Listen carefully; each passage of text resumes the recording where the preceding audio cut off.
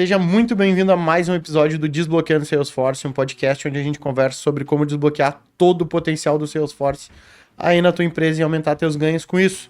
Se não me conhece, eu sou o Rafael Dalla, tô aqui com o nosso expert em Salesforce, Ariel Dornelles. E Ariel, belezinha? E aí, Dalla, beleza? Tudo certinho. Bora conversar hoje sobre IA, governança e personalização. Como preparar o teu CRM para 2026. Como startar aí 2026 já usando o fino do teu CRM, beleza? Boa. Vamos lá. Lembrando que esse podcast aqui é idealizado pela SR Consult, a maior consultoria em Salesforce do sul do Brasil e também a mais indicada pela própria Salesforce. Então, se tu quer verdadeiramente desbloquear todo o potencial do Salesforce, é com a gente que tu tem que falar. Lembrando também já de tu deixar o teu like, se inscrever aqui no canal. Lembrou de alguém durante o podcast, já clica ali no compartilhar e compartilha com essa pessoa para ela também absorver esse conhecimento, amadurecer o CRM junto com a gente aqui através do conteúdo que a gente traz, fechado? E um aviso também, talvez tu estranhe, se tu é aqui, ó, ouvinte assíduo, telespectador assíduo aqui do podcast, talvez tu note que alguns podcasts estão saindo com um cenário diferente. Acontece que a gente está numa transição aqui de estúdios do podcast, a gente está preparando para 2026 um novo estúdio do podcast, então alguns foram gravados no estúdio antigo ainda, outros foram gravados no estúdio de transição, vamos botar aqui. Esse daqui é o de transição, ainda não é o novo estúdio, mas é o estúdio de transição, então não estranha, porque a gente está jogando aqui com os episódios dentro desse estúdio antigo e estúdio novo, fechado? Bora pra cima então, Ariel, pra gente começar a conversar sobre IA nesse primeiro momento ali, pra entender essas tendências aí de CRM sobre inteligência artificial. E eu queria saber como é que tu enxerga essa evolução da inteligência artificial dentro desse ecossistema do Salesforce para os próximos anos. Hein? A ideia, né, até do episódio é a gente falar, então, do que é tendência de CRM, que nem a gente fez em anos anteriores, né? O que tá... O que se consolidou em 2025 e o que tá na iminência ali, né? Ou quais vão ser os próximos, vamos dizer... As transformações, as próximas iniciativas voltadas a CRM 2026. Não tem como não falar de IA, né? A IA é uma das principais tendências dos últimos anos. Ela vem se consolidando ao longo dos anos, ela vai amadurecendo. As empresas... Até eu acho que eu acabei comentando em outros episódios que eu acho que também uma das maiores evoluções da IA também é a provocação das empresas, né? Como que elas preparam melhor os seus dados, porque agora a gente está depositando, o mercado, empresas, pessoas estão depositando muita expectativa em cima da IA. E não é que ela não tem esse potencial de corresponder a essas expectativas. Mas para tu atingir esse nível de expectativa, tu tem que ter uma base muito sólida, né? Isso as empresas estão aprendendo. E a gente vê, por exemplo, até gaps ali quando a gente fala do período de transformação digital, né? Que a gente estava falando também em outros episódios sobre a transformação digital, que não é uma coisa nova. Porém, ainda ele é um processo contínuo, então ele está sendo discutido ano após ano. E ele é vivo, ele vai se atualizando com as atualizações de tecnologia, processos e negócios mesmo. E a gente vê que um dos gaps fortes, as dificuldades grandes da transformação digital já é essa integração dos dados, né? Como que eu consigo armazenar meus dados de forma a manter a qualidade, manter a consistência, a confiabilidade dos dados, que eu consiga ter essa sinergia, essa comunicação entre os meus sistemas, que eu não perca dados no meio do caminho, né? Então, que isso tudo seja um ecossistema coeso, vamos dizer assim. Sim. E a IA potencializando isso tudo, ela também aumenta vamos dizer, essa dor que as empresas estão sentindo em relação aos seus dados. Então... essas são algumas dos pontos ali que eu vejo que a IA trouxe esse ano e que, como tendência para o ano que vem, eu acho que é a gente continuar acelerando nesse caminho, onde, de fato, o CRM ele deixa de ser um sistema de cadastro, meramente, onde tu vai olhar qual é a minha carteira de clientes, etc. Vai ficar criando visões e relatórios, etc., para daqui a pouco é um CRM estratégico. Claro. Né? Que ele vai conseguir, tendo acesso, né, a todos os dados ali, etc., tu já consegue, aí com um nível de esforço infinitamente menor, Uhum. humano, vamos dizer assim, tu vai conseguir extrair dados muito mais avançados e mais complexos. Claro. Coisas que hoje a gente até tava trabalhando internamente ali no SR, no nosso CRM, para começar a plugar em algumas etapas ali, IA no nosso CRM. O que eu vejo de tendências ali para futuros 2026 e talvez um pouquinho mais para frente também, é de que a gente não vai estar dizendo assim, eu vou plugar IA no meu processo de vendas, eu vou plugar IA no meu, sabe, no meu processo de Customer Experience, Customer Success. E sim, eu já vou estar com o meu CRM, e CRM e IA já vão estar integrados. Sim, vai ser uma coisa só. Uma coisa só, onde a gente, de fato, ela vai estar sendo alimentada com base nos dados, e vai ser muito mais fácil eu conseguir extrair coisas que hoje, que a gente ainda tá fazendo, tá amadurecendo, por exemplo, que nem eu falei, cara, eu quero plugar IA no meu funil para eu conseguir identificar gargalos, metrificar, extrair insights e conseguir melhorar. Daqui a pouco ter um feedback de como é que foi o meu funil de vendas esse ano ali, de inbound, ou outbound, etc, né, dos meus canais. Isso tudo, né, sendo, vamos dizer, estando unificados, ele vai facilitar muito essa questão de tomada de decisão, sabe? Então eu acho que a velocidade e a maturidade, né, das decisões através do CRM, elas vão evoluir muito, né, nesses próximos anos. Querendo ou não, não só esse ano, mas ao longo desse ano, enquanto a gente conversava em vários podcasts, a gente conversou sobre aquelas coisas de algumas empresas que nem sabem ainda muito bem sobre qual é a IA que precisam, o que precisam referente a IA, só chegam e dizem assim, cara, a diretoria tá pedindo que a gente use IA, né? Tu falou sobre essa questão da higiene dos dados dentro do sistema. Tu acha que as empresas, antes de acelerarem essa parte de IA, deveriam talvez se preocupar um pouco mais com essa qualidade de dados do CRM? Ou isso não influencia em relação a, não, pluga IA e depois resolve isso? Com certeza eu recomendaria esse caminho que tu mencionou, o primeiro. Cara, colocar IA, é por isso que até a gente trabalha, acho que teve outros episódios também que a gente falou, que eu comento assim, no processo de assessment, né? Já teve algumas vezes que a gente entrou em alguma negociação, etc, e o cliente veio com a demanda, com a necessidade de colocar IA, né? Preciso colocar IA no meu processo tal. Tá, mas o que tu quer resolver com a IA? Né? Qual que é a dor, qual que é o desafio, ou qual é o objetivo? Sim. Tem que ter algum objetivo, não é botar por botar. E por incrível que pareça, tem casos que é assim, botar por botar, tô sendo exigido, tô sendo cobrado. A estratégia da empresa, eles acham que tem que ter IA e tal. Beleza. Sim. Então, assim, o que a gente como consultoria, e aí, né, trazendo nosso papel no assessment, a nossa postura que a gente gosta de trazer é que, cara, a gente tem que, de fato, ser consultivo e dizer pro cliente o que é a nossa... qual que é a nossa visão real ali do que é o momento da empresa, o que se adapta e o que não adapta. Então, inclusive, teve projetos recentes ali do nosso funil que foram colocados em stand-by, conversando com o cliente, etc., de que tanto a gente trouxe isso no assessment e eles entenderam e absorveram isso no assessment também, que é algo que foi super positivo, né? Eles estavam abertos, foi uma troca. A gente viu que, cara, a gente precisa estruturar ainda, fazer algumas coisas estruturantes no CRM para depois pensar em botar IA. Né? Porque ela, de fato, ela é um acelerador, né? E aí, ou ela vai impulsionar o teu processo, ela vai acelerar o teu processo, só que se tu não tem... cara, é inevitável. Se tu colocar uma IA para aprender, estudar, trabalhar ali sobre os teus dados e os teus dados estão incorretos... Sim, ela vai... O resultado é óbvio. Sim, vai dar um desastre ali no final ali. Exato. Então isso é bem importante, sabe? E acredito que não tenho essa estatística, mas eu acredito que é um bom percentual aí dos projetos de IA que fracassam. Sim. Né? Sim, é que nem é aquela coisa, né? Quando tu tá conversando na base, lá no básico do básico, tu tá conversando com uma IA. A gente não pode confiar 100% nas respostas da IA, porque nem 100% das fontes que ela tá consultando estão corretas, né? Aí tu bota uma IA dentro do teu sistema.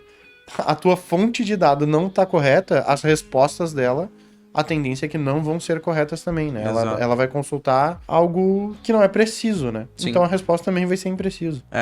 E esse problema, ele não se dá só mediante o cenário de implementação de IA, né? Porque às vezes a gente tá começando a falar muito forte sobre dados por conta de IA, mas teve clientes nossos, né, que a gente pegou cases ali para retrabalhar, né, melhorar, eles estavam com vamos dizer, com uma imagem ruim do Salesforce, não estava conseguindo extrair tanto valor do Salesforce.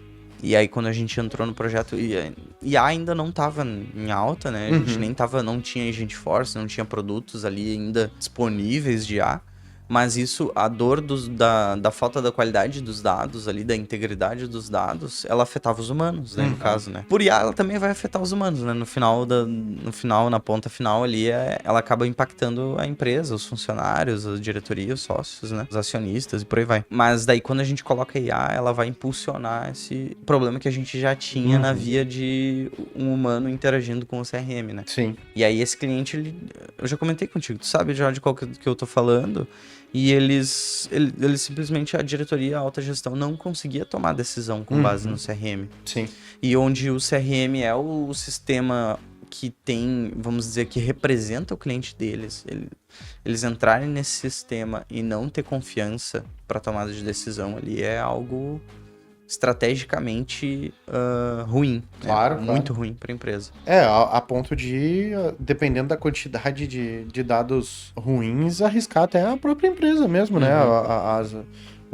A evolução da empresa. Um ponto importante, eu acho que vale já trazer aqui no episódio, que o Ariel falou ali sobre o processo de assessment também. O que é esse termo assessment que a gente usa aqui? Esse termo é o primeiro passo da consultoria em Salesforce. Literalmente é uma imersão, onde a SR faz uma imersão dentro da tua empresa, vai mapear o teu processo, o teu negócio, para conseguir extrair todo o valor possível do Salesforce dentro da tua empresa. A SR também te entrega um mapa de qual é o passo a passo para conseguir desbloquear todo o potencial do Salesforce na tua empresa e aumentar verdadeiramente a tua extração de ganho do sistema que tu tá usando. Rafa, quanto que custa esse processo de assessment aí? Me interessa por ele. Normalmente, dentro de projeto Salesforce, dependendo da complexidade, ele pode custar 10, 20, 30, 50 mil reais. Mas para quem acompanha o podcast aqui, está vendo esse podcast aqui agora, a gente vai dar de presente 2 processos de assessment para quem estiver aqui olhando. Como que vai funcionar para ter acesso ao assessment? A gente vai liberar um código aqui para ti.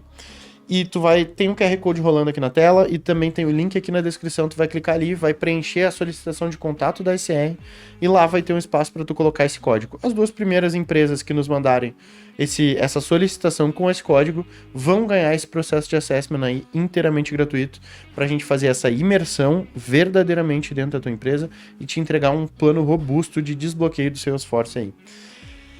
E qual vai ser o código, Ariel, que a gente vai liberar?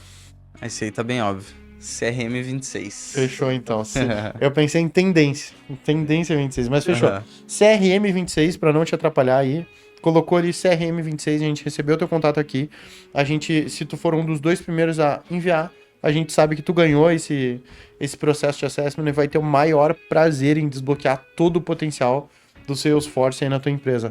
A SR, inclusive, é reconhecida por recuperar empresas que não estão tendo uma boa experiência com o Salesforce, né? E transformar detratores aí em promotores do Salesforce. Fechado? Pra gente dar andamento, Ariel, o que tu acha que acabou em função da IA ali, que acabou mudando na rotina de time de marketing, de atendimento, de vendas na prática, assim, no dia a dia das empresas? Para os times de marketing, vou dar um exemplo mais prático que a gente tem feito na SR, né? A gente acaba, junto ali com o Thiago também, a gente tá montando algumas estratégias de geração de conteúdo. Cara, na prática, o que a gente colocou IA, né, nesse caminho aí de produção de conteúdo, em tempos atrás, onde ainda a gente não tava adotando ela com muita assiduidade, vamos dizer assim, a gente conseguia gerar conteúdo de um nível ok, aceitável de profundidade ali de Salesforce, mas assim, era para 2 canais, 2 redes da SR, eu fazia minha produção de conteúdo pessoal à parte, sabe? E no momento que a gente começou a colocar IA e dar a ela as coordenadas corretas para o jeito que a gente quer se posicionar, quem que a gente quer atrair na nossa comunicação e etc., a gente conseguiu ter um ganho de produtividade muito grande mesmo. E óbvio, a gente vai aprendendo, às vezes, né, vai vendo, pô, esse aqui ainda tá um pouquinho diferente, vamos para os próximos já ir ajustando. É um mecanismo vivo, a gente vai trabalhando nisso, mas de fato, pô, com um time bem enxuto aqui que a gente tem, a gente já tá conseguindo ter tranquilidade ali para gerar conteúdos, né, no nosso LinkedIn da SR. Agora a gente já tá começando a focar bastante na produção de conteúdo específico para Instagram, então... fora isso, a gente já tá começando a colocar querendo criar alguns influenciadores de dentro da empresa, né? Então, perfis pessoais, né? Fazendo employee generated content. Então, cara, a gente já tá com uma esteira de conteúdo. O Douglas já tem feito post. Sim. O Rosenthal já vai entrar na fila em breve. Eu já tô há um tempo ali fazendo também. Algumas pessoas do time técnico já entrando no radar também pra gente começar a fazer. Então, a gente tá falando de... Antes eu consegui, cara, mal fazer um LinkedIn e Instagram da SR pra gente manter isso e já colocar mais 4, 5 pessoas na esteira de produção de conteúdo, Sim. sabe? Sem precisar inflar a equipe. Sem precisar inflar a equipe. Show. Exatamente. Esse é um exemplo de produtividade, mas esse mesmo exemplo ele já mostra também resultado. Porque a gente estava analisando até depois, a gente estava preparando o fechamento ali da área, né, do marketing do ano, para analisar os números de crescimento, tanto de performance de marketing quanto conteúdo, né? Marketing de performance e conteúdo, geração de conteúdo. E a gente teve, assim, desde que a gente começou a adotar esse novo processo, a gente teve um crescimento, cara, tá no LinkedIn, principalmente pela SR, né? Porque todos esses canais que eu falei, essas pessoas, a gente tá focando muito no LinkedIn. Sim. Sempre o nosso esforço maior tá sendo em LinkedIn ainda.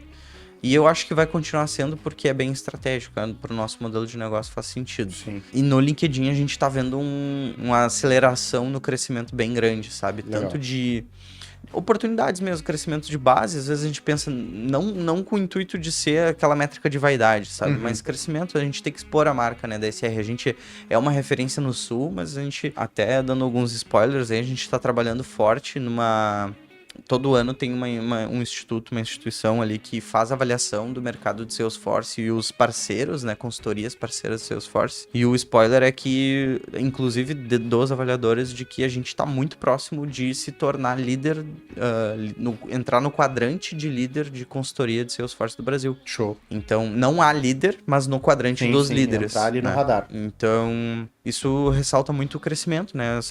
Essa questão até de reverter cases e conseguir dominar bem o Salesforce e entregar valor para os clientes. Então, como isso está alinhado, a gente quer de fato crescer internacionalmente, nacionalmente, é importante, né, a gente conseguir entregar mais o nosso conteúdo para cada vez mais pessoas, óbvio, alinhado com o público que a gente quer. Então, tanto atrair profissionais, porque a gente está sempre, né, como o nosso motor de crescimento são pessoas, né? Projetos, pessoas. Então, até para a questão de contratação, ter muitos profissionais Salesforce que conhecem a SR.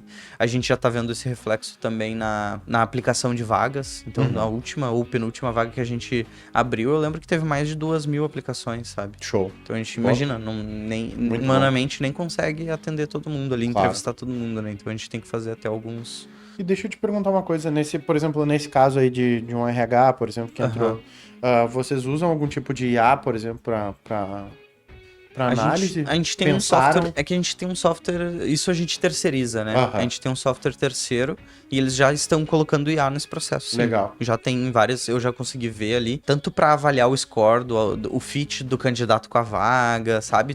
Ele dá eu notei esses dias, a gente estava passando também pelo processo de avaliação de desempenho, ele já tem IA plugado ali na avaliação de desempenho, eu achei bem legal, porque daí a gente preencheu, por exemplo, eu como líder, né, de algumas pessoas na empresa, eu tenho que avaliar essas pessoas. Então, faço a avaliação e a IA já me dá um resumo, já me sugere até a criação de um plano de desenvolvimento dessa pessoa e tudo mais. Então, eles já estão plugando bastante IA no processo, tanto de recrutamento quanto retenção e desenvolvimento dos profissionais. Isso aí tá bem bacana. Então a gente já, né, quer ser conhecido também pelos profissionais, então direto no meu LinkedIn eu chego, é super legal, eu acho bem legal, o pessoal conecta e diz, cara, eu tenho interesse em trabalhar na SR e tal, e daí eu mando já pra Karina pra entrar no nosso banco de talentos e tudo mais.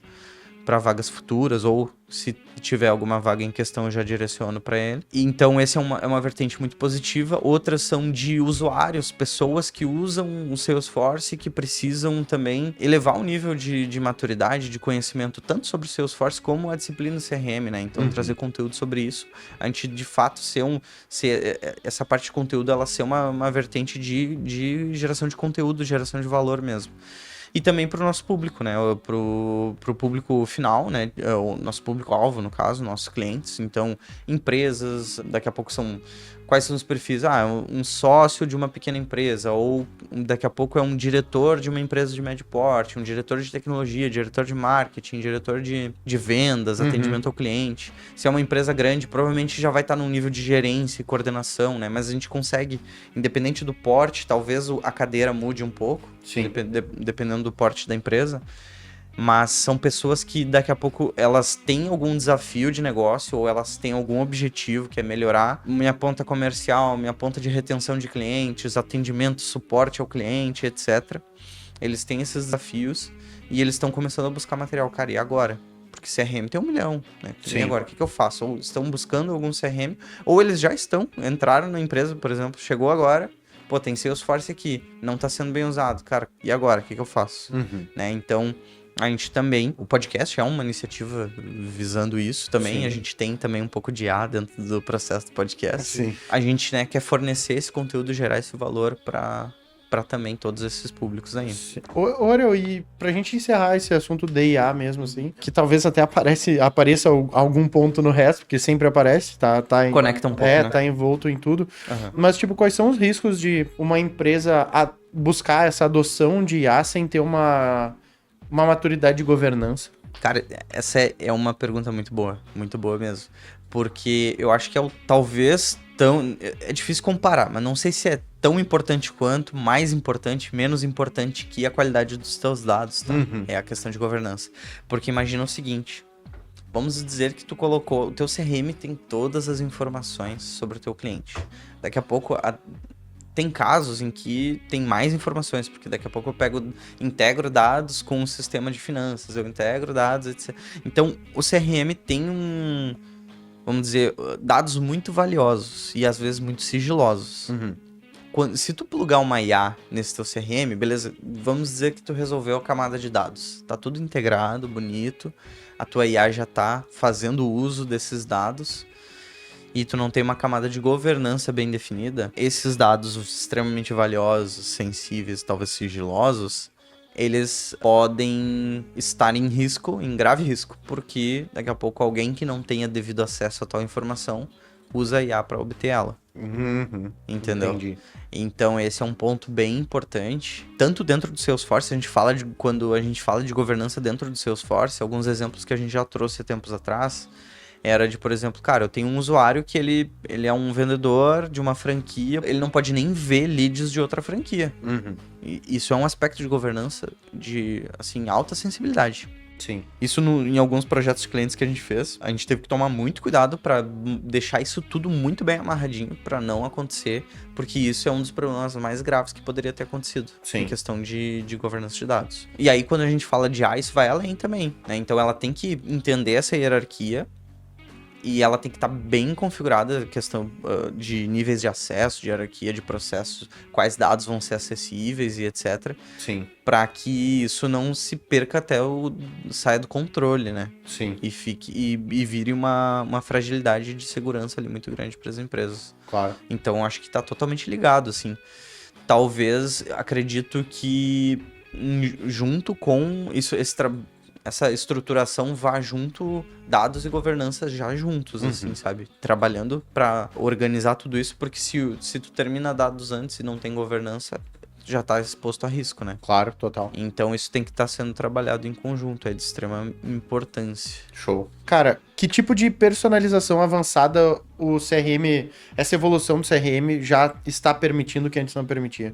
Eu sei que na nossa esteira de conteúdo, acho que a gente até mencionou um pouco sobre esse aspecto de personalização, porque é algo já, vamos dizer, batido, entre aspas, mas é a mesma coisa que transformação digital, você vai entender a minha analogia, que é e-mail marketing, por exemplo. Então, cara, Ou réguas de comunicação, vamos chamar assim. Porque antigamente era e-mail marketing, era o nosso praticamente único canal de prospecção, era e-mail ou telefone. Sim. Né?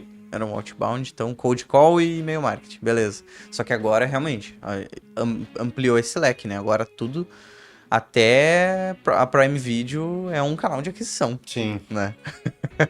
Que tempos que a gente vive. Hoje em dia a gente assina o streaming pra receber propagandas. Então, onde, né, tudo virou um canal de comunicação, às vezes. Tá, beleza, ainda no Prime talvez eu não consiga mandar um WhatsApp, né, pra pessoa, mas beleza. Olhando réguas de comunicação, então, cara, beleza, ainda temos o SMS, tem o WhatsApp, tem várias ferramentas. Mas o que era o meio tradicional onde o CRM fazia? É mandar o e-mail. Eu pego o meu contato, mando o e-mail pra ele, mando e-mail pra minha base sobre um assunto aleatório, mando o mesmo assunto pra todo mundo. O máximo que eu faço é um recorte daqui a pouco, se é meu cliente ou não é meu cliente, né? E eu disparo minha comunicação. Vou ter uma taxa de abertura lá pífia, uma taxa de conversão baixa também. Vou pegar um ou outro ali que de repente se conectou com aquilo que eu queria falar. Sim. E ponto final. Com essa questão de hiperpersonalização, o que a gente consegue fazer? Cara, as ferramentas elas estão se atualizando a nível de agora eu ter esses múltiplos canais disponíveis, então daqui a pouco eu posso estar ainda mandando e-mail, mas eu posso mandar um SMS, posso mandar um WhatsApp, eu posso mandar um push notification, né, que é uma notificação, então mandar uma mensagem via aplicativo, eu posso mandar... Direct no Insta ali, né? Tem várias... inúmeras... Exato, tem vários exemplos. Sim. E aí, nesse caso da hiperpersonalização, volta o assunto IA também, né? Porque com base no teu histórico ali, canais que tu tem disponíveis e etc, tu consegue começar a plugar a IA pra ela dizer qual é o melhor canal pra qual cliente. Entendi. Né? Ela analisa o comportamento. O comportamento reativo, talvez, né? Onde o cliente acaba respondendo melhor ali pra ti. Sim. Exatamente. Então, cara, eu tô vendo que o WhatsApp, eu mando o WhatsApp, não tem resposta, nunca vê a mensagem, não responde, mas no e-mail tem abertura, tem clique, etc. Ultra personalização em relação à comunicação ali. Exato. E a gente consegue fazer segmentações muito mais avançadas, né? Então, eu ainda não tô conseguindo, por exemplo, no Marketing Cloud, tá? Eu vejo que isso é uma coisa que, não digo para 2026, mas eu realmente espero que isso avance muito para que tenha próximo. Que eu consiga fazer a segmentação dentro do Marketing Cloud via linguagem natural. Que nem é uma conversa com o ChatGPT. Então eu digo assim, cara, cria para mim uma audiência dos meus clientes que estão inativos há tanto tempo, ou que estão em atraso, ou que são detratores. Cara, eu consiga simplesmente pedir para o Marketing Cloud para ele fazer uma segmentação para mim. Show. Hoje não consegue fazer ainda desse jeito. Desse jeito não. Eu ainda é um pouco mais tradicional, como se fosse um flow, sabe? Eu, como sou programador de origem, né? Eu gosto de fazer código. Claro. Então eu vou para automação. Não código também, não é um Java, um Apex da vida que eu programo. Mas eu gosto de ir para coisas que tem que ter um nível de domínio de programação, de automações. Porque daí ali eu sinto mais liberdade. Eu consigo fazer mais do que... Sim, poucas limitações. Eu tenho poucas limitações. Basicamente, eu escrevo ali a consulta. Aí eu tenho que usar SQL, eu faço automações e tal. Mas daí dá um poder muito, muito grande. Eu consigo fazer basicamente qualquer segmentação que quiser ali. Sim. Com base usando SQL. Então, SQL com automação, daí eu consigo fazer segmentação. Então, por exemplo, faz uma consulta... Eu usando não linguagem natural, linguagem de banco de dados, consulta a tabela tal, né, os contatos do Salesforce, os leads do Salesforce, etc. Onde eles estão nesse cenário. Então, por exemplo, o status dele é ativo, entendeu? O canal de aquisição é tal. E nem quando a gente tá olhando, às vezes ali tu tá buscando, vamos ver aqui de quantos leads eu tenho de tal cidade. Quantos, exato. Que nem aquele... Eu posso fazer agrupamentos. Então, eu quero saber quantos leads agrupados por estado, por cidade. Dá pra fazer tudo isso. Sim. Então a gente consegue fazer essa segmentação e aí via interface também. Eu só vou ter que ir clicando e arrastando. Então, onde estão as minhas tabelas, as minhas bases de dados que eu vou consultar? Eu quero consultar a base de leads, beleza. Arrasto leads para lá. Aí agora, quais campos eu quero trazer? Quero desses aqui. E eu quero filtrar pelo quê? Eu vou filtrar por isso daqui. Uhum. De forma bem visual, e aí não precisa ter conhecimento nenhum de automação ali e programação. Sim. Entendi. Mas o melhor dos mundos aí, pensando em tendências e evolução, né, da ferramenta, esse seria fantástico. Sim. E falando sobre essas personalizações avançadas ali, tu acha que essa evolução para as empresas, principalmente falando de marketing cloud, que foi o que tu mais abordou aqui, cada vez mais aderindo a essa inteligência artificial ali, casada com essa análise de dados ali que ela pode fazer e trazer essa ultra personalização, na tua opinião, para a parte de marketing obrigatório para se tornar cada vez mais competitivo no mercado? Eu acho que sim, porque senão vai ficar não é obrigatório, mas nesse quesito, se quer ser competitivo, crescer ou continuar sendo competitivo, eu acredito que sim, porque é a teoria dos jogos, né? As empresas que usarem isso vão ganhar eficiência, elas vão ser mais efetivas, sabe? As campanhas vão ser mais assertivas, elas vão falar. Até essa questão da segmentação, um exemplo também eu posso segmentar por dor do cliente. Cara, eu tenho um case aqui de um projeto de um cliente que eu resolvi uma grande dor, que era uma dor de duplicidade de dados. Uhum. Que outros clientes, que outros leads, prospects passaram no meu funil que tem esse mesmo desafio? Sim. Então, cara, segmenta eles, entende? E aí, por isso que é importante a estrutura. Se o meu CRM, eu consigo mapear, eu consigo saber isso no meu CRM? Quais as dores deles? Qual era o desafio? Sim, se tu tem esse tipo de informação, né? Qual era o desafio? Eles estavam com dor em relação ao time de vendas, em relação ao time de atendimento, etc. Agora, qual dor específica era em relação a vendas? Porque eu posso ter... Cara, na verdade, o meu maior problema é que eu não conseguia ter uma previsão de vendas, um forecast ali, eu não conseguia... Beleza, isso é uma coisa. O outro problema é que, cara, eu não tenho processualizado minhas cadências de prospecção. Sim. Então tem várias dores. Aí pode ser mais estrutural, beleza? Eu não tenho a visão unificada do meu cliente. Sim, tu não tem a informação lá dentro. Né? Uhum. Aí no momento que tu estrutura isso, o teu CRM tem essa informação e tu pluga IA ali pra cada vez... por isso que o termo hiperpersonalização encaixa bem, né? Sim. Aí de fato tu consegue ser específico pra aquela dor daquele cliente. Sim, é que a IA, a inteligência artificial, ela é inteligente. Mas ela precisa aprender também, né? Uhum. E o humano tem que ensinar, né? A gente precisa ensinar ali ela. Então, tu, querendo ou não, tem que ter um input de dados ali pra ela poder raciocinar em cima daqueles dados. Se não tiver... Tudo que ela não tiver de dado, ela não raciocina sobre, né? Ela vai ser genérica, né? Com base nas informações que ela tem. Sim. Já dos treinamentos, né? Sim. Então, é isso aí. E normalmente o que acontece? A empresa, ela tem uma riqueza de informação muito grande sobre o processo dela, o negócio dela. Então, daí... Ou pelo menos deveria ter, né? Ou deveria ter. Então, se tu utiliza a IA nesse modelo que não tem dados, o nível de conhecimento que tu tem sobre o teu negócio ali é meio que até desperdício de recurso, né? Claro. Colocar IA nesse processo. E a gente falou bastante de dados, essa questão de dados ali. Tem uma pergunta aqui que tá programada para eu fazer que me bateu até quase que um raciocínio filosófico aqui, que é como que as empresas podem usar os dados de forma ética e eficiente para entregar experiências personalizadas em escala. Existe algum limite, tipo, que fuja da ética em relação a dados que a empresa tenha para personalizar, na tua opinião? Porque eu vou te dizer o que me vem o raciocínio. Eu acho que é onde que foge da ética. Onde são dados que a gente não obteve com o relacionamento com o cliente. Onde eu tô ali, sei lá, eu comprei dados de um jeito que não deveria ter sido feito, entendeu? Eu acho que aí foge um pouco da ética. Tá tudo certo, mas se são dados que o cliente tá compartilhando comigo, que ele tá, por exemplo, as dores dele, ele me contou as dores dele, ele falou pra mim, pra eu poder ajudar ele. Então eu acho que nesse ponto eu não... Eu acho que a ética tá nesse limite aí do que é compartilhado, eu acho, comigo, por livre e espontânea vontade, e o que não é compartilhado comigo por livre e espontânea vontade, né? Indo por esse lado, tem algumas questões ali que fogem, sim. Então, por exemplo, até vazamento de dados, né? Sim. Quantos vazamentos de dados que a gente não ouve falar aí que existem? Sim, eu já andei recebendo e-mail ali, seus dados foram vazados e tal, não sei o quê. Então, tem muito vazamento de dados. Esses dados... Pô, por que tem tanto vazamento de dado? Às vezes... Tá, beleza. Às vezes podem ser vazamentos de dados sensíveis, né, que podem te vamos dizer, ferir diretamente. Então, daqui a pouco, pô, um acesso a uma conta financeira, coisas claro. assim, né? Mas também pode ser um vazamento de algum dado que para uma empresa é importante ela saber. Não necessariamente é para um crime, né? Vamos dizer assim. Claro. Então, eu acho que por esse lado, sim.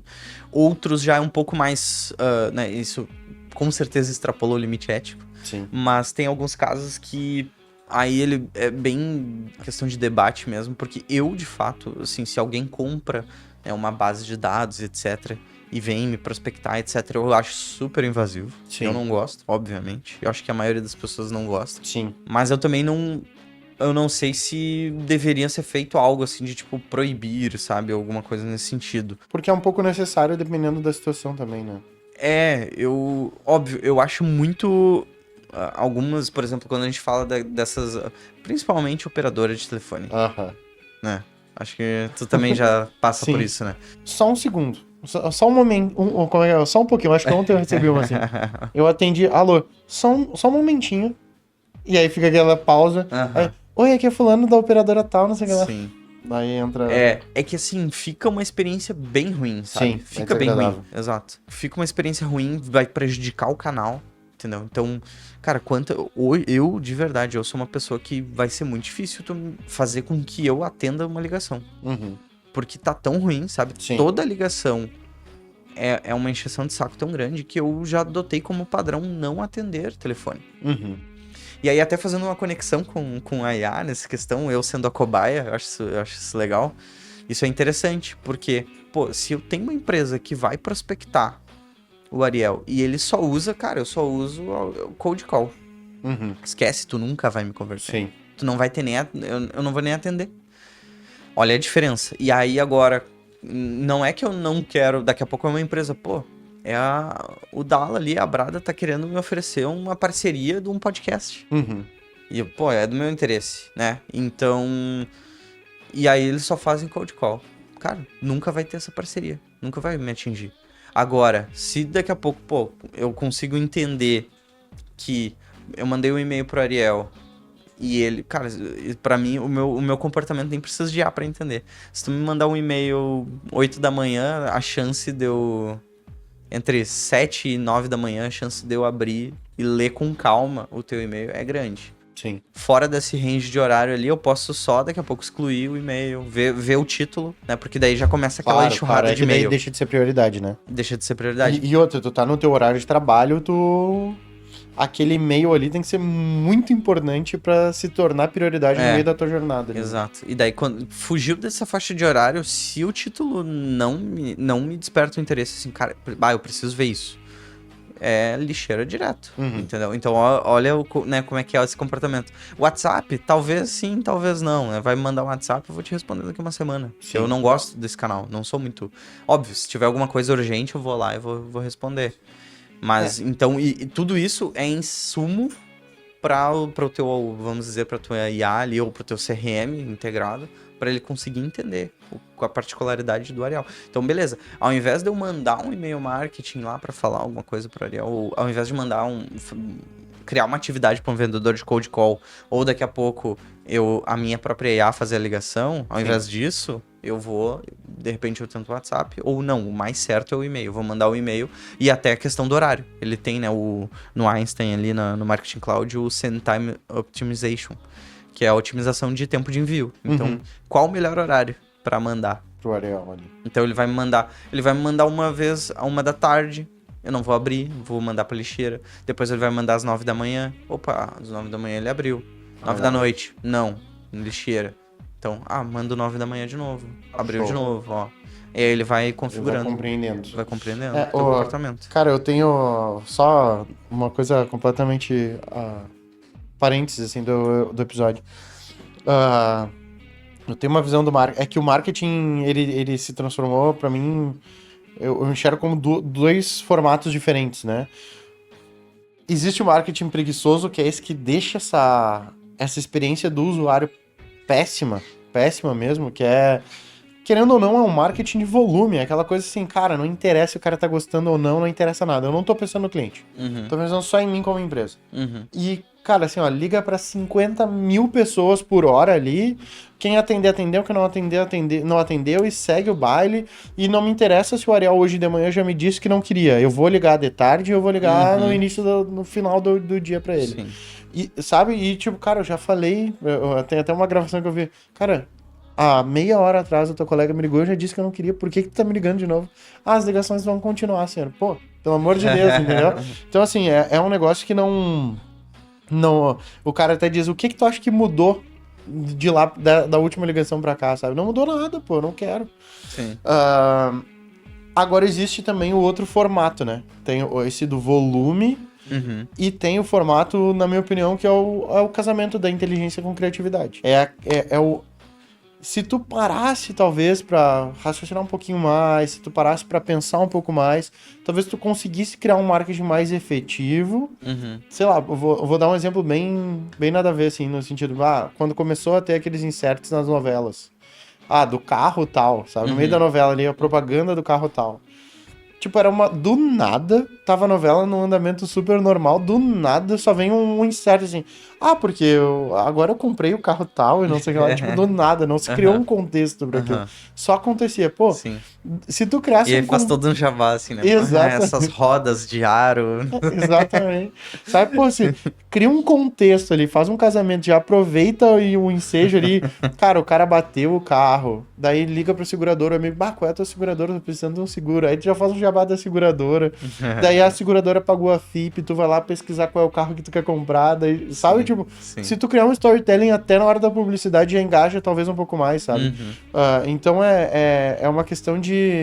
Eu acho que preguiça um pouco das empresas em relação a essa questão do marketing ali, de, pô, se tu for um pouquinho mais inteligente, tu já consegue encaixar um pouco melhor todo o teu marketing. Né? Cara, em relação à governança ali. Governança, na tua opinião, é um dos principais diferenciais hoje competitivos nas empresas ou não? Eu não sei se ele é um diferencial competitivo. Pode até ser, tá? Meu raciocínio pode estar um pouco raso em relação a isso. Mas eu vejo ele muito mais como um mecanismo de segurança, blindagem, sabe? E não que, de fato, tu vai se diferenciar no mercado. Óbvio que isso é importante, é um aspecto, né? Por exemplo, na hora que eu vou contratar um fornecedor, eu sei que tem escândalos de vazamento de dados, daqui a pouco de corrupção dentro... A gente tá falando de casos extremos. E já vi acontecer casos que usam o sistema, usam falhas no sistema, ou conhecem o sistema, etc., pra fraudar coisas, né? Então, daqui a pouco, uma empresa que ela começa a queimar a reputação, né? Então, acho que até... Olhando por esse prisma aí, é um diferencial de mercado, com certeza. Uma que, pô, se preocupa com governança e não tem nenhum caso, né? Ela consegue já estar madura, com processos bem definidos ali, sendo seguidos, com compliance, né?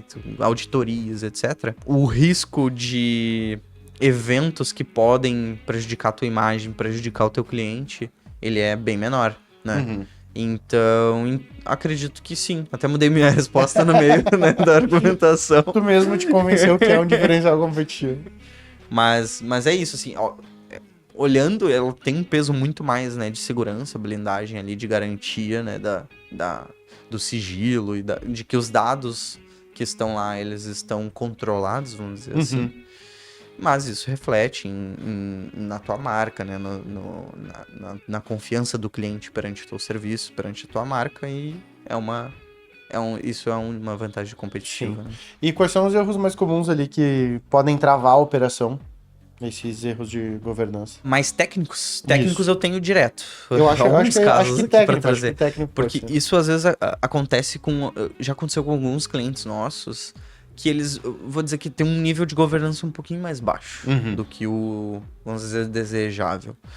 Tinha muito usuário que era não técnico, área de negócio, etc., que estava em conjunto com a gente no projeto e etc., que eles tinham acesso à produção.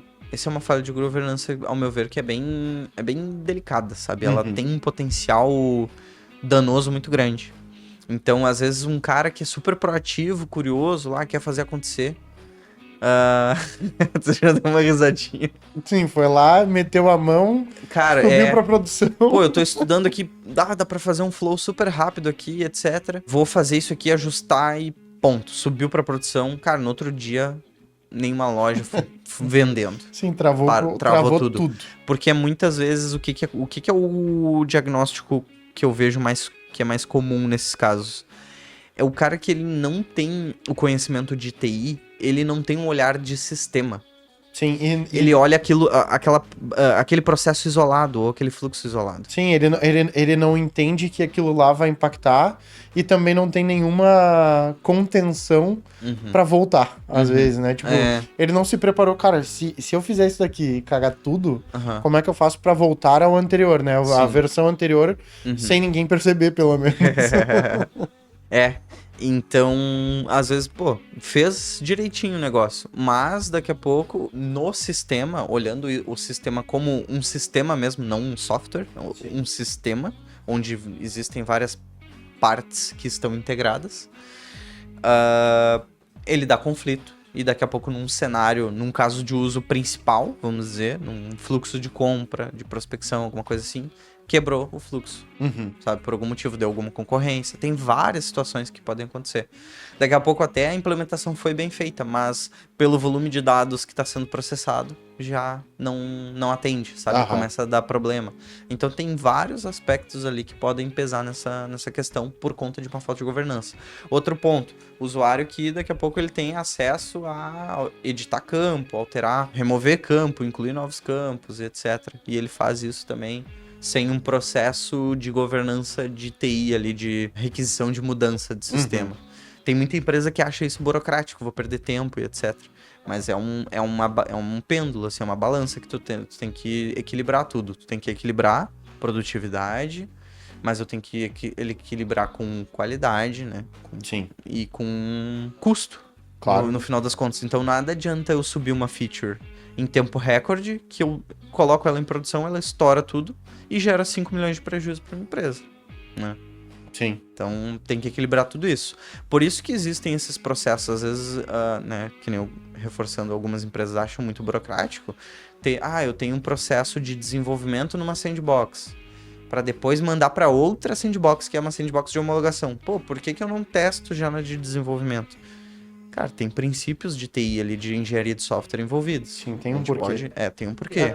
Tu sabe que da gente conversar aqui, eu não entendo nada de programação e tal, mas eu tenho aquele, cara, o básico, iniciante do mínimo lá, de acesso não, mas de usabilidade que eu sou do marketing, acabo usando dentro, por exemplo, do Google Tag Manager lá, que tu vai subir um botão de WhatsApp que tu vai colocar através do Tag Manager, alguma coisa assim. E antes eu não tinha noção dessa questão de versionamento. Eu vi ali mais ou menos que tinha e tal, não entendia muito os porquês. E há um tempo atrás eu fiz uma cagada num site ali. Tipo, eu dei uma mexida, quando eu entrei tinha bugado todo o site. A sorte é que eu já tinha noção dessa questão de versão e tudo mais. Aí voltei pra versão anterior, já resolvi tudo, deu tudo certo ali. Mas é uma Só deu aquele sustinho. Exatamente. Caguei o site inteiro. Mas é isso, se eu não tivesse preparado, talvez cara, ia me apavorar ali. Uma prática... Não é o suprassumo, assim, o mais alto nível de boa prática. Mas tu já consegue fazer isso, tu consegue rodar o site localmente na tua própria máquina. Se tu tiver acesso, obviamente, aos fontes do site, sim, tu consegue configurar e rodar ele num servidor local dentro do teu notebook, por exemplo. Sim. E aí ali tu conseguiria validar já, quebrou tudo, sabe? Daqui a pouco é algo que dá pra... Mas o próprio Tag Manager, tu consegue fazer esse teste antes de publicar. Tá. Tu sobe ali, é que eu não fiz, né? Deveria ter feito. Deveria ter ido pra Sandbox. Mas eu botei ele pra rodar, só que eu queria ver se ia dar o erro. Eu botei o código, daí botei pra publicar porque eu queria ver qual era o erro que ia me dar. E porque quando eu vou pra esse aí de teste, eu vou pro de teste, ele não me apontava o erro, só não aparecia. Aí eu publiquei. É que o erro que ele vai te apontar é um erro de compilação de código. Tipo, se tiver algum código errado, que na hora de interpretar o código ele já quebra, vai dar uma exceção, ali ele vai travar. Uhum. Agora, se é um erro de, daqui a pouco, HTML, de CSS ali, que, cara, eu esqueci de fechar um formulário e quebrou todo o layout. Aham. Isso daí ele vai... Não tem erro de compilação, só vai. Sim. Foi Foi isso? exatamente o que aconteceu. Cara, o site ficou todo bugado. Cara, uns negócios gigantes. O símbolo do WhatsApp, pra gente ter uma noção, ficou do tamanho da tela inteira. Então foi uma cagada assim. Aprendizado, aprendizado. Não, total. Mas deu tudo certo. Eu consegui resolver rápido ali. Sim. Mas foi eu sempre consigo testar antes ali. Nesse caso ali, eu queria ver o erro que ia me dar pra eu poder identificar ali onde é que tava o BO. Ariel, e pra gente se encaminhar pro final desse episódio aqui, a gente conversou ali sobre hiperpersonalização, governança, mas o que mais que tu vê de tendência de CRM pra 2026? Tem 2 pontos ainda que eu vejo que são tendências fortes ali para continuar sendo adotada e evoluída dentro das empresas, que também não estão tão no hype assim como o IA. Não são as novidades do momento, mas precisam acelerar. São muito importantes, isso. E estão acelerando em adoção, as empresas adotando também. Então, um dos pontos é o CRM Omnichannel, que até a gente já ventilou um pouco desse assunto, né? Falando ali, por exemplo, das jornadas, de diferentes canais e etc.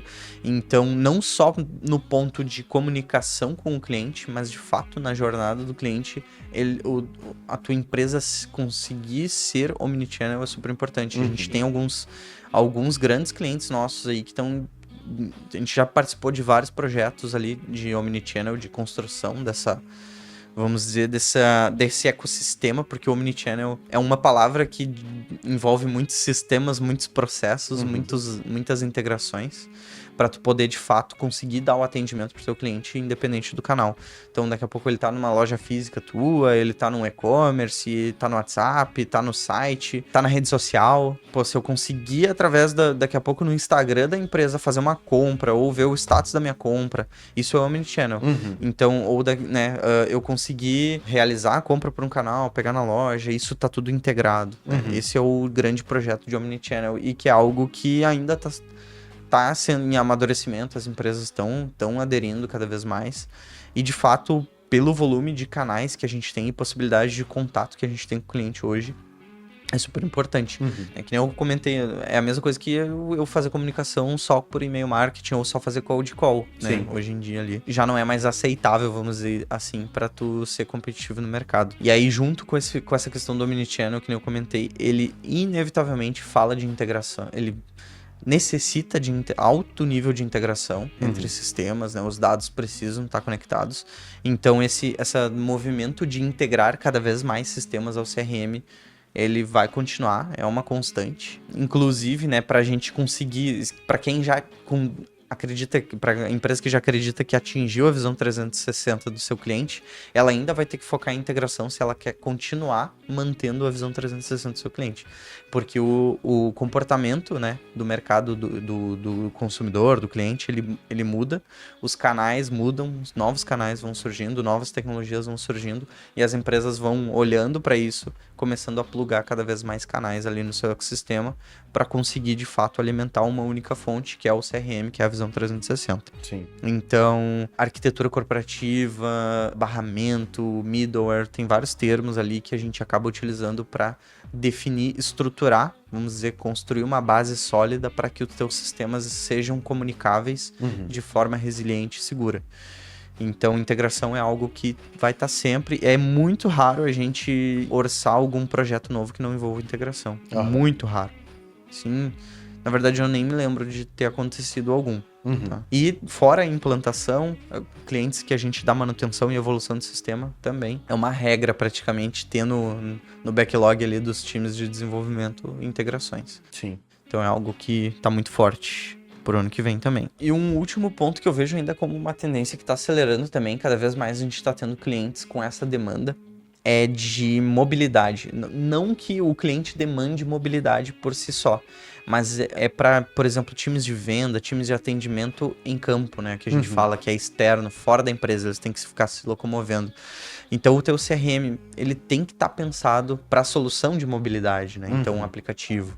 Então, na Salesforce, a gente já está com vários projetos ali de clientes nossos que a gente está utilizando as SDKs, né? A gente até fez já um episódio, eu acho, sobre SDK, Mobile SDK da Salesforce, onde a gente cria um aplicativo customizado para aquele cliente, utilizando a base de dados, utilizando as features, funcionalidades do Salesforce. E a gente consegue fazer esse aplicativo que atenda, de fato, a necessidade ali do cliente. Então, que ele consiga, daqui a pouco, o time de vendas dele. Cara, é uma solução para o meu time de vendas. Esse é o meu caso de uso. Eu preciso que o meu time de vendas lance no CRM. Só que o cara tá na rua o dia inteiro. Sim. Como é que ele vai lançar, né? Então, fazer essa experiência e entender a experiência desse cara, ela é bem diferente do vendedor que tá no escritório ou tá de home office e tá mandando WhatsApp ou fazendo cold call. É um pouco diferente. Então, entender essa experiência desse caso de uso, vamos dizer assim, pra gente conseguir transformar isso e fazer com que ele não perca, né, a qualidade ali da informação que, de fato, quem tá olhando... daqui a pouco o gestor de vendas, o diretor comercial, etc., ele consiga ter a informação de todo o seu time, né? E ele consiga atender, de fato, até casos, a gente tem casos de clientes onde a gente precisa ter o aplicativo e que ele funcione sem internet, inclusive. Sim. Porque o vendedor pode estar em uma área de muito, muito limitado o acesso à internet. Sim, vai estar numa área rural, alguma coisa, e ele precisa que o aplicativo esteja funcionando independente da conexão. Exatamente. Show de bola, então, Ariel. Fechou, então. Acho que tendências... A gente até se estendeu aqui nas tendências para 2026. Conversamos até, eu acho que mais do que só tendências ali, mas talvez raciocínio, reflexões para 2026, talvez como empresa, né? Para o que amadurecer dentro da empresa. Para quem quiser seguir a SR Consulting, né, nas redes sociais, e o Ariel também nas redes sociais, como é que faz? Bora lá. @srconsulting.io é o nosso Instagram, o nosso site é srconsulting.io e no LinkedIn é SR Consulting referência Salesforce. Se quiser me seguir é @Ariel Dornelles no Instagram e Ariel Dornelles no LinkedIn. Lembrando também de, se tu quiser concorrer, né, talvez concorrer a uma das 2 vagas aí que a gente tá dando de presente do processo de assessment para desbloquear todo o potencial do Salesforce aí na tua empresa, código CRM26, CRM26, só entrar através do QR Code ou clicar no link aqui da descrição desse vídeo para solicitar o contato da SR, preencher o código ali, a gente vai ter o maior prazer em desbloquear todo o potencial do Salesforce aí na tua empresa. Lembra de deixar o teu like, se inscrever aqui no canal, favoritar se estiver no Spotify. Se estiver assistindo na televisão, clica ali no botão do controle, vai ter a fotinha do desbloqueando ali. Clica ali, se inscreve no nosso canal também para dar essa força. Lembrou de alguém durante esse episódio, compartilha com essa pessoa para que ela também consiga amadurecer para 2026 aí o CRM dentro da empresa dela. A SR Consult é a maior consultoria em Salesforce do sul do Brasil e também a mais indicada pela própria Salesforce para desbloquear todo o potencial do Salesforce aí dentro da tua empresa. Um abração e até o próximo episódio. Valeu!